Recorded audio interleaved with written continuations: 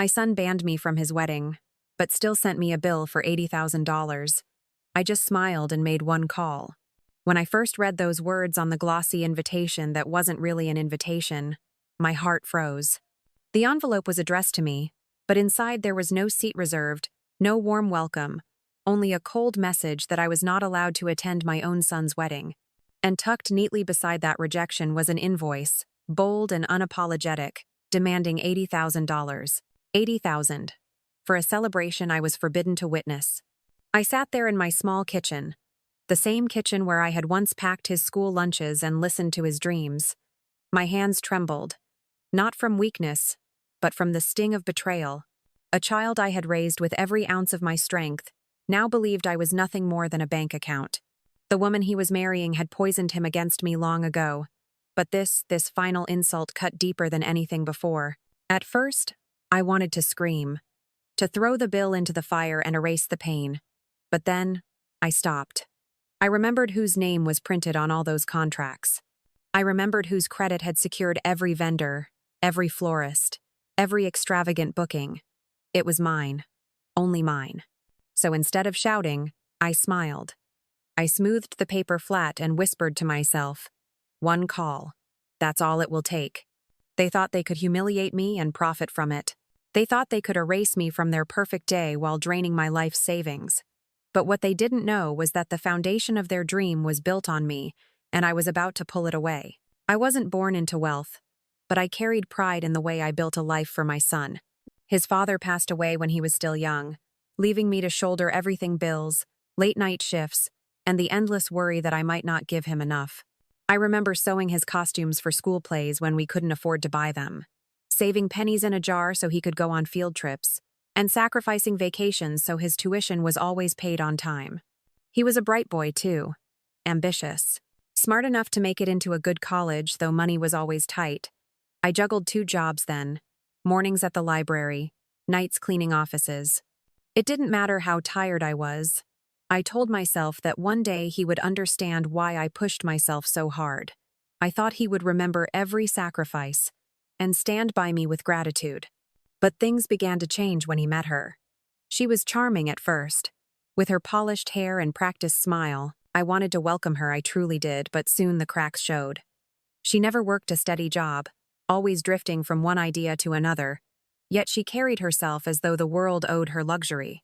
I watched how she looked at my son, not with love but with calculation, as if measuring what he could provide.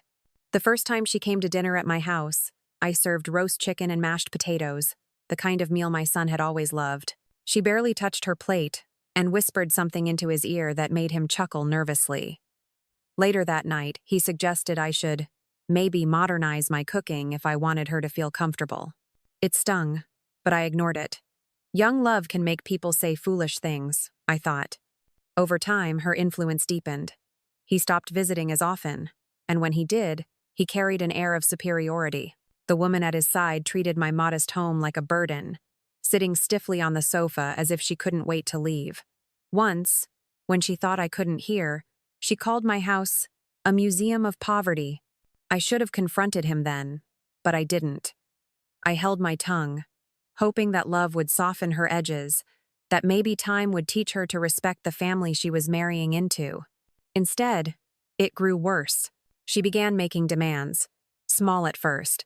Nicer restaurants, weekend getaways, jewelry, just because. My son complied, stretching his salary to the breaking point. And when he couldn't keep up, he turned to me. "Mom, could you lend us a little money? Just until I get my bonus." It started with 1,000 here, 2,000 there.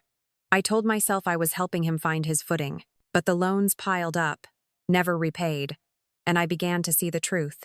He wasn't asking because he needed to survive, he was asking because she wanted to live beyond her means. The breaking point came when they got engaged. Instead of planning within their budget, they aimed for extravagance. A ballroom venue downtown, a 12-piece orchestra, imported flowers, designer gowns, photographers charging more than my annual income. It was obscene. I voiced my concern once, timidly. "Son, weddings don't have to be grand to be meaningful. You could have something small, intimate, and beautiful without drowning in debt." He frowned. His fiancée smirked, and I felt the room chill. "Mom," he said firmly, "this is the most important day of our lives. We deserve perfection. Don't worry, you'll cover the costs. After all, it's tradition." Tradition? I nearly laughed. Tradition had never meant draining a parent dry to fund a fantasy. Tradition was about family gathering together, sharing food, love, and community. But in their version, I was nothing but a blank check. The weeks that followed were painful. I received constant calls from vendors confirming contracts I had never signed, yet somehow were in my name. They had used my credit history, my financial stability, to secure every booking, and when I tried to protest, my son brushed it off. "Mom, don't be so dramatic. It's all taken care of. Just let it happen." But what happened was exclusion. As the guest list grew, my name was absent. I wasn't invited to dress fittings, food tastings, or rehearsal dinners. When I asked about my seat at the wedding, he shifted uncomfortably before finally admitting, "It might be better if you don't come. We don't want any tension that day." I stared at him, searching for the boy I once knew, the boy who used to wrap his arms around me after school and whisper, "Thanks, Mom." But he was gone, replaced by a man I barely recognized, shaped by a woman who saw me as an obstacle. And then the final insult arrived. A formal letter, thin and sharp as a knife, stating clearly that I was banned from attending. Attached to it was the bill $80,000 for a wedding I was barred from seeing. For hours, I sat in silence, the letter spread across my lap. I replayed every sacrifice, every late-night meal, every tear I had shed raising him alone. And now, all of it was reduced to a cruel demand: pay for the privilege of being humiliated. But beneath the hurt, something else stirred. A strength I thought I had lost. They had underestimated me. They thought age had made me weak, that grief had dulled my spirit. They forgot who held the keys to the very dream they were building. I pressed the letter flat, took a deep breath, and smiled. If they wanted me out of their perfect day, so be it. But they would learn that nothing built on betrayal can stand for long. And I already knew exactly how to make their dream collapse. The months leading up to the wedding were a blur of excess. From the outside, it looked like the perfect fairy tale. Glossy photos on social media, captions dripping with hashtags about love, luxury, and destiny. My son and his fiancée paraded their plans like celebrities, beaming in front of rented yachts and designer boutiques, posing with vendors as though they were already royalty. Each post gathered hundreds of likes and comments, and each one was a knife turning slowly in my chest. I wasn't invited to any of the planning sessions, yet my phone wouldn't stop ringing. Florists, caterers, musicians, venues, they all called to confirm details. "Mrs. Johnson, just checking on the final head count for the plated dinner," one voice chirped. Another asked if I wanted to approve the imported orchids. I learned more about their wedding from strangers than from my own son. Each time I would swallow the lump in my throat and answer politely. I knew why they were calling. The contracts were under my name.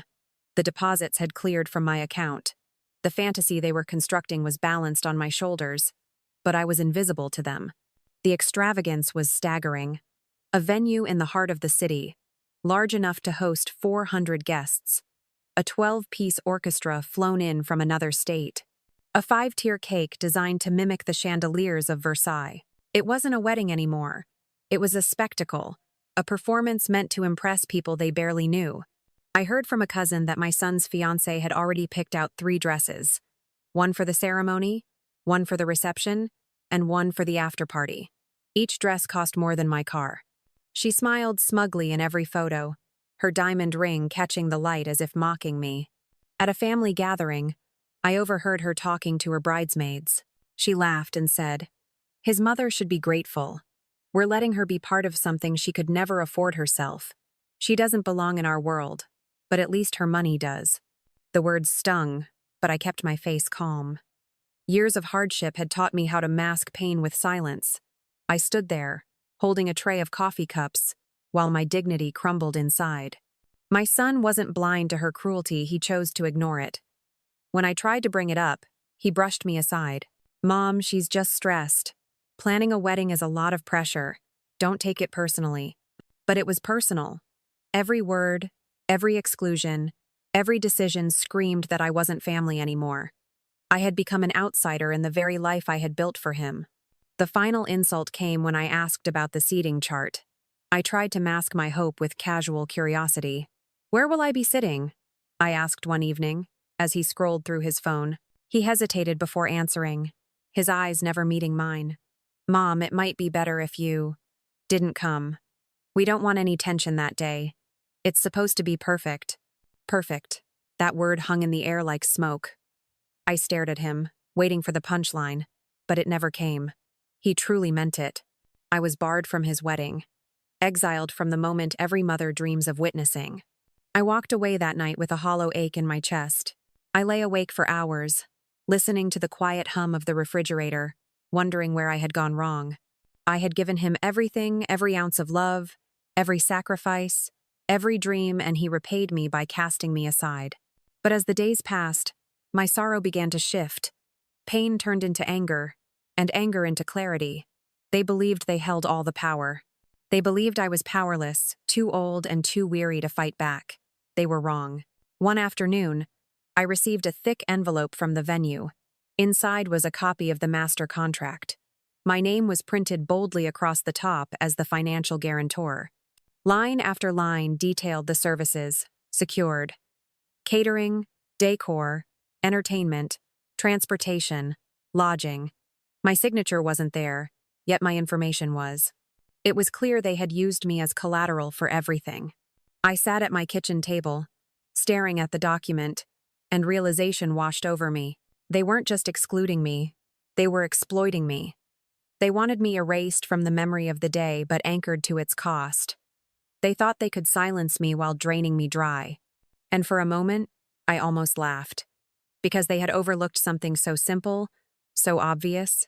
If I was the one legally tied to those contracts, then I was the one with control. Still, I kept my secret. Outwardly, I stayed quiet, smiling faintly whenever relatives asked if I was excited for the big day. I let them believe I was defeated, humiliated. Let them think they had won. Meanwhile, I began collecting everything, every invoice, every confirmation, every receipt. I kept them neatly filed in a folder, tucked into the drawer beside my phone. Each piece of paper was another thread in the net I was weaving, a net that would one day tighten around their throats. The more they flaunted their plans, the calmer I became. I no longer reacted to their barbs or insults. I simply nodded, watched and waited. They mistook my silence for surrender, but I knew better. Silence, after all, can be the sharpest weapon. And as the wedding drew closer, as the chatter grew louder, and as the bill swelled to $80,000, I whispered to myself each night before bed, "One call. That's all it will take." As the wedding countdown hit 3 weeks, the spectacle swelled beyond reason. I received a new avalanche of confirmations. Luxury cars to ferry the bridal party, a champagne fountain taller than I was, and imported caviar for the appetizers. Every detail screamed of indulgence, and every one of them bore my name as financial guarantor. The florist called me directly to confirm the second shipment of orchids, each bloom flown in overnight from overseas. "We just need your final approval, Mrs. Johnson," she chirped, as if I were the eager mother of the bride. I wanted to laugh at the irony. They had erased me from the guest list, but couldn't erase me from the fine print. One evening, I sat at my kitchen table surrounded by paperwork. Stacks of contracts, receipts, and glossy brochures spread across the wood, like evidence in a trial. My reading glasses perched on my nose. I traced each line carefully, my finger following the words that bound me to their dream. Not them, me. That night, clarity settled over me like a warm blanket. They thought they had silenced me, but in truth they had handed me the very rope that could unravel everything.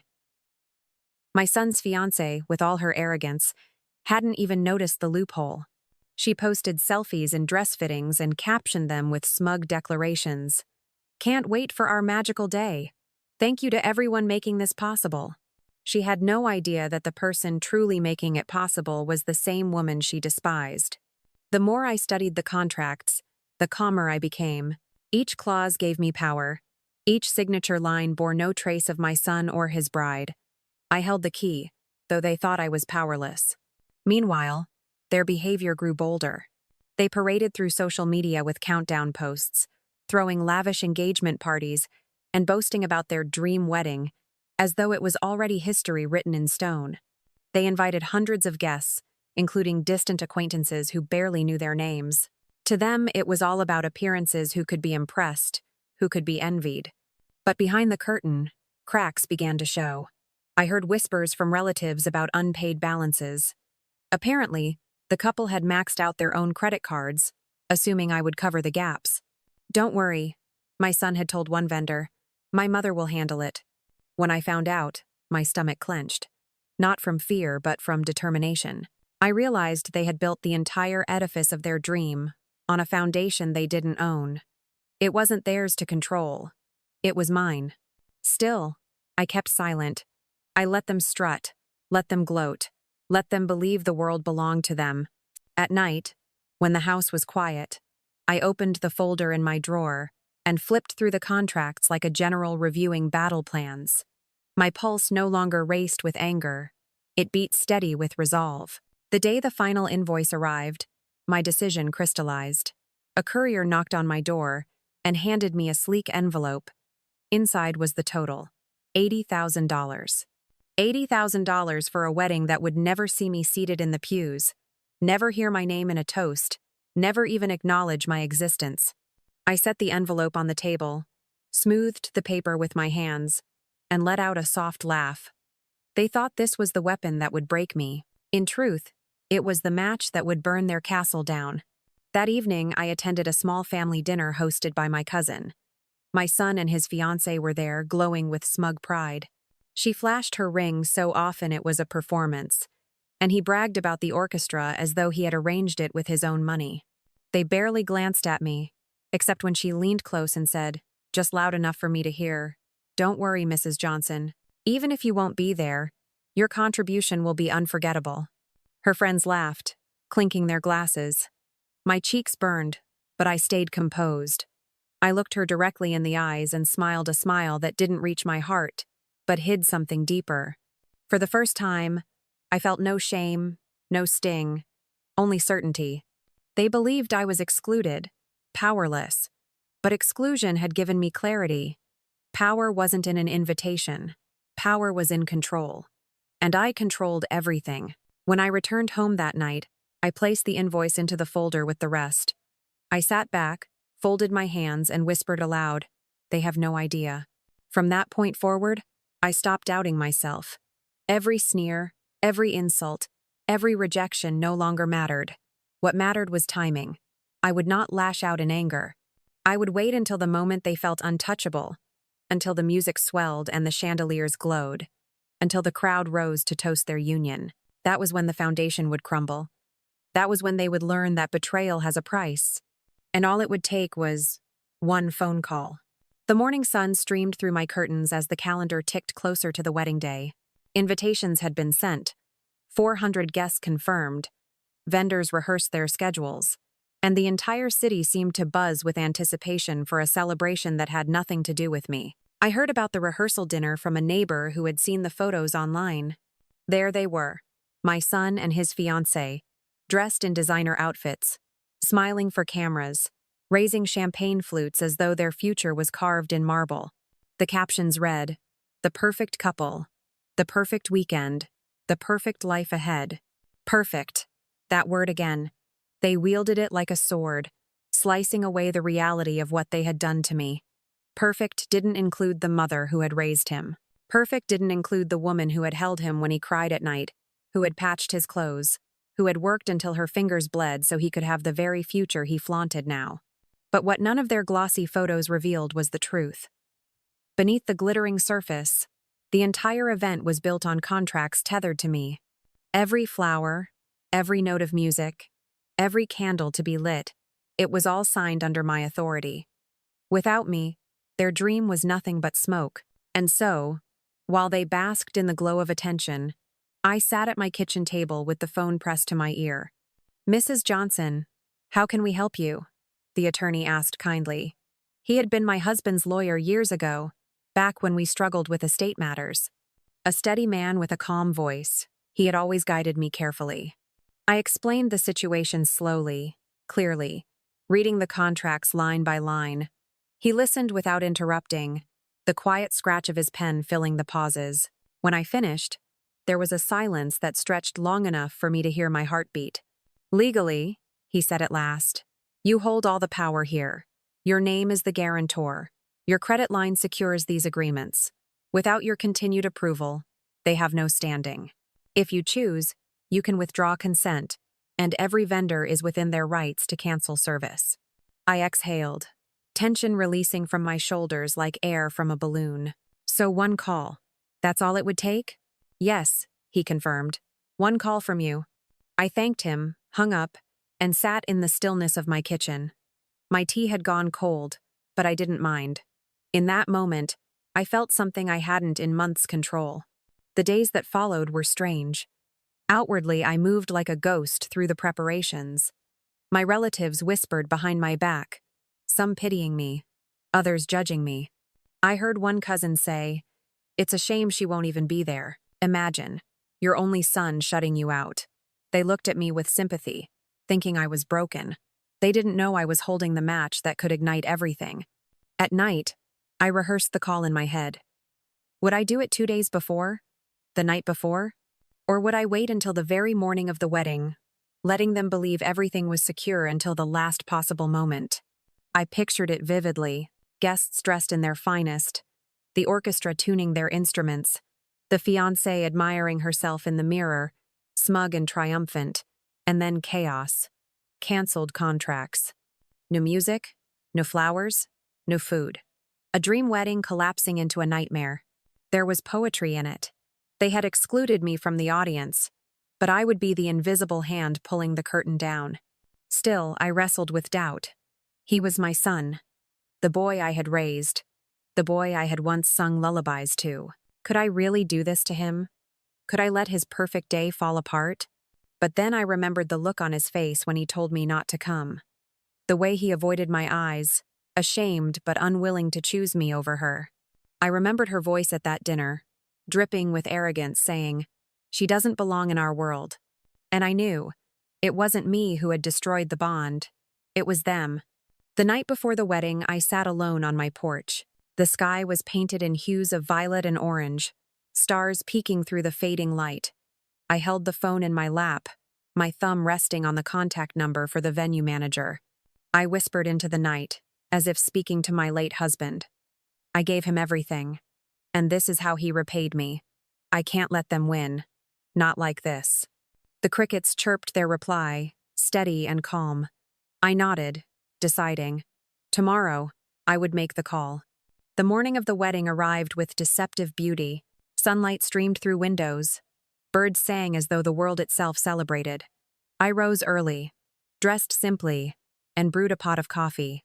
As I poured it into my favorite mug, my phone buzzed with notifications. Photos from relatives already on their way to the venue, smiling in their outfits. Excited chatter about how grand the day would be. I smiled faintly. They had no idea. I waited until mid-morning, until I knew the orchestra would be preparing, the florists loading their vans, the caterers bustling with trays. Then, with steady hands, I picked up the phone. "Good morning," the manager answered cheerfully. "We're just about ready to set up. Everything is looking wonderful." "I'm calling to cancel," I said calmly. There was a pause. "I'm sorry, what?" "I'm canceling all services under my name. Effective immediately." Confusion turned to panic on the other end. "But the wedding guests are arriving. This is highly irregular." "It's perfectly legal," I interrupted. "The contracts are under my authority. Without my approval, they are void. I do not approve." The silence was deafening. Then, reluctantly, he muttered, "Very well, Mrs. Johnson. We'll begin contacting vendors." I hung up and sat back, my pulse steady, my heart strangely light. One call. That was all it took. As the minutes ticked by, I imagined the dominoes falling, the florist turning their trucks around, the orchestra packing their instruments, the caterers refusing to serve, the grand ballroom standing empty, echoing with nothing but confusion. For the first time in months, I felt at peace. Not because I sought vengeance, but because I had reclaimed my dignity. They had tried to erase me, to humiliate me, to drain me dry. But in the end, I had reminded them of the truth. You cannot build a dream on betrayal. And soon, they would learn that lesson in front of everyone they had tried so hard to impress. The first cracks appeared before noon. Guests began arriving in elegant gowns and pressed suits, stepping from expensive cars and greeting each other with excitement. The venue's grand entrance shimmered with banners. But something was missing. No flowers lined the walkway. The floral arrangements supposed to cascade from archways and fill the air with perfume never arrived. At first, people thought it was a simple delay. Traffic, maybe, someone suggested. But then murmurs spread when the orchestra failed to appear. The sound of tuning instruments never filled the air. Instead, there was silence, an awkward, unsettling silence. Guests shifted uncomfortably, whispering, glancing around for signs of music that never came. Inside, chaos brewed. The caterers called the bride in a frenzy. They weren't coming. Their payment had been canceled. Trays of food that should have been steaming in the kitchen remained untouched in their facility across town. Servers never showed. The grand reception hall, meant to dazzle with opulence, stood half empty, its tables bare. I imagined the bride's face as her phone buzzed with messages. I could picture her frantically demanding explanations, her manicured fingers trembling, her voice rising in panic. My son, caught between calming her and shielding her from guests' questions, must have felt the walls closing in. News traveled fast. By the time most guests had taken their seats, whispers filled the room. No flowers, no music, no food.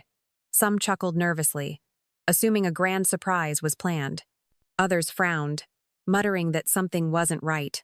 I wasn't there in person, but cousins who attended later told me everything. They said the bride stormed into the lobby, her dress dragging behind her, screaming into her phone. She shouted at the vendors, at the venue staff, even at my son. Her voice echoed through the halls, cracking the illusion of perfection she had so carefully built. Guests began recording on their phones. In this age, nothing stays private. By the end of the day, half the city would know their dream wedding had unraveled in real time. My son tried to salvage it. He stood before the guests, forcing a smile, announcing that there had been minor delays. But every word sounded hollow against the growing evidence of failure. The orchestra never came. The florists refused to deliver. The caterers shut down service entirely. Vendors, one by one, confirmed what I already knew. Without me, the guarantor, the wedding had no foundation. And then came the final blow. The venue manager approached the couple quietly, but his words carried through the silence. Without valid contracts, we cannot host this event. I'm sorry, you'll need to vacate. Gasps rippled through the crowd. 400 guests, dressed in their finest, stood in stunned disbelief. Some whispered accusations. Others shook their heads, embarrassed for the couple. A few left outright, muttering about wasted time and humiliation. The bride collapsed into tears, smudging her makeup across her flawless dress. She clung to my son's arm, demanding he fix it, that he make the calls, and pay whatever it takes. But he couldn't. He had new authority, new leverage. The power had never been his. It had been mine all along. Cousins told me my son's face turned pale, his jaw tight with frustration. He shouted at staff, begged vendors, even tried to throw money at the problem. But money without contracts meant nothing. He was a guest in his own disaster. The spectacle turned into gossip fuel. Guests snapped photos of the chaos tables half set, a bride screaming, groomsmen pacing helplessly. Videos surfaced online within hours, mocking captions attached. The wedding that never was. 80 grand, and not a flower in sight. I wasn't there to see it firsthand, but I didn't need to be. I sat at home, sipping tea, the afternoon sun warming my shoulders, and I felt the ripples of my decision spreading outward. Every whispered laugh, every shocked glance, every guest walking out the door, it was all proof of one truth. Without respect, without love, nothing endures. And in that ballroom, stripped of its glamour, my son and his fiancée faced the truth at last. Their dream had begun to crumble. The ballroom was a battlefield of shattered illusions. Where there should have been music, there was only the hum of confused voices. Where there should have been laughter, there were hushed gasps and sharp whispers. Guests clutched their phones, checking messages, recording videos, exchanging glances that carried both pity and judgment. The bride stood in the center of it all, her gown like a crumpled cloud around her trembling body. Her face, once painted with perfect makeup, was streaked with mascara.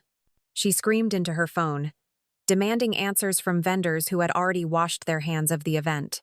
Every canceled and contract void sent her into fresh hysteria. She threw the phone onto the floor, her diamond ring glinting under the harsh ballroom lights as if mocking her.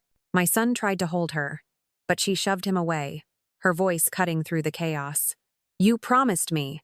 You said your mother would pay. You said this day would be perfect."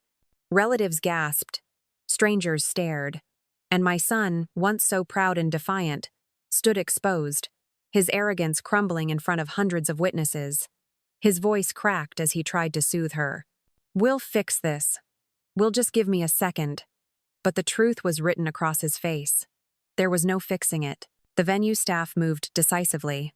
"Ladies and gentlemen," the manager announced, his voice firm but regretful, "this event is canceled. Please collect your belongings and exit in an orderly fashion." A wave of murmurs swept across the room. Some guests stormed out angrily, furious at the waste of their time. Others lingered, savoring the spectacle, their whispers sharp as knives. "Did you hear? His own mother pulled the plug. I can't believe she'd ban her." "No, she was banned. They used her money. It backfired." My cousins later told me how the bride collapsed onto a chair, sobbing into her veil, while my son knelt beside her, begging her to calm down. She refused to look at him. Her dream, her carefully curated fairy tale, had evaporated in the span of an hour. And then, for the first time that day, my phone rang. My son's name flashed across the screen. I let it ring once, twice, 3 times before I answered. "Mom," he blurted, his voice frantic. "Please, you have to help us. Everything's falling apart. The vendors, the venue, they said you canceled. Just fix it. Please, fix it." I closed my eyes, listening to the desperation I had once longed to hear, not because I wanted him broken, but because it was the first time in years he had spoken to me without arrogance. Yet even in his panic, he hadn't realized the truth. "Fix it?" I repeated softly. "You banned me from your wedding, son. You told me I wasn't welcome. You made sure I was erased from your day, except for one thing. The bill. That's all I was to you. A wallet." There was silence on the other end, except for the muffled sobs of his bride. Finally, he whispered, "I was wrong. I see that now. Please, don't ruin this for us." I let the words hang in the air before I answered, my voice calm but steady. "You ruined it yourself the moment you chose greed over love, arrogance over family. Dreams built on betrayal don't last. This was never my burden to carry. Now you can pay for your own mess." I ended the call. At that same moment, in the ballroom, the collapse was complete. Guests filed out in waves, their chatter echoing off the marble walls. The bride, inconsolable, buried her face in her hands. My son sat beside her, defeated, his tie loosened, his eyes vacant. The orchestra never played, the flowers never bloomed, the cake was never cut. 400 chairs stood empty, silent witnesses to the death of a dream. By evening, social media was ablaze with photos and videos of the debacle. Headlines circulated: "Lavish wedding crumbles mid-ceremony." Clips of the bride's meltdown and my son's frantic pleas spread like wildfire. The fairy tale had become a cautionary tale. And in my quiet home, I sat with a warm cup of tea, gazing out the window as the sun dipped below the horizon. My heart was steady, not triumphant, not bitter, simply at peace. I hadn't destroyed their dream out of cruelty. I had simply stopped letting them build it on me. For the first time in months, I felt whole again. When the night finally fell, the chaos of the day lingered like smoke after a fire. I sat on my porch, the cool air brushing my face, watching the first stars flicker above. My phone lay silent on the table beside me. I knew he wouldn't call again. Not tonight. He had said enough, pleaded enough. The silence now was louder than any words he could have spoken. In the distance, I imagined the ballroom standing empty, decorations half hung, tables barren. I imagined the bride in her ruined gown, her tears smearing away the perfect image she had tried to sell. And my son, my boy, slumped in shame, knowing the eyes of friends and relatives had seen him fail. Their dream wedding had not simply stumbled, it had crumbled entirely, piece by piece, until nothing remained but the truth. And the truth was this: respect cannot be bought with flowers or music. Love cannot be faked with designer gowns or glittering rings. And family cannot be discarded like an old coat without consequence. They had forgotten that. They had thought they could erase me while still leaning on me. They had thought I was weak, that my silence meant surrender. But silence does not mean surrender. Sometimes silence is strategy. Sometimes it is strength. I didn't feel victorious as I sat there. There was no thrill in knowing their humiliation had spread across social media, that strangers now mocked the very day they had built their pride upon. Instead, I felt free. Free from the weight they had tried to chain to me. Free from the role of victim they had written for me. I had stepped out of their script and written my own ending. I thought of the years I had spent sacrificing for my son. The nights I worked until dawn. The mornings I woke early to pack lunches. The dreams I had pushed aside so his could shine. I didn't regret them. Love had guided me then, and love still guided me now. But love does not mean allowing yourself to be trampled. Love does not mean handing over your dignity. As the stars multiplied above, I whispered to myself, "He'll learn. One day he'll learn. Maybe not today, maybe not tomorrow, but eventually, when the anger fades and the sting of embarrassment dulls, he will remember who built the foundation he tried to destroy. And perhaps then, he will understand." For me, the lesson was already clear. You cannot buy respect with money. You cannot demand love through manipulation. And you cannot build happiness on betrayal. The cost is always higher than the dream. I took one last sip of my tea, savoring its warmth, and stood up. Tomorrow, life would go on. I would tend to my garden, greet my neighbors, live in peace. I no longer carried their burden. And maybe, just maybe, the collapse of their perfect day would be the beginning of something else, a chance for my son to grow, to shed the arrogance that had blinded him, to remember where he came from. Whether he would take that chance or not, I didn't know. But the choice was his now, not mine. What I knew was this: I had reclaimed myself. So to anyone listening, anyone who has ever been cast aside, silenced, or treated as though their worth was measured only in dollars, remember my story. Remember that respect is earned, not demanded. Remember that sometimes the sweetest revenge is not shouting, not fighting, but simply removing yourself from the equation and letting their own weight bring them down. Because in the end, their dream only stood because of me. And with one call, I reminded them that without respect, without love, dreams crumble. Tell me, what would you have done in my place? Would you have stayed silent, paid the bill, and swallowed the pain? Or would you, like me, have chosen to take back your power? Share your thoughts in the comments. I'd love to hear how you would have handled it. And if stories like mine resonate with you, if you've ever found strength in silence or victory in reclaiming your dignity, make sure to like this video, subscribe to the channel, and join me for more. Because family revenge stories are not just about anger, they're about justice, lessons, and the quiet triumph of standing tall when others expect you to bow.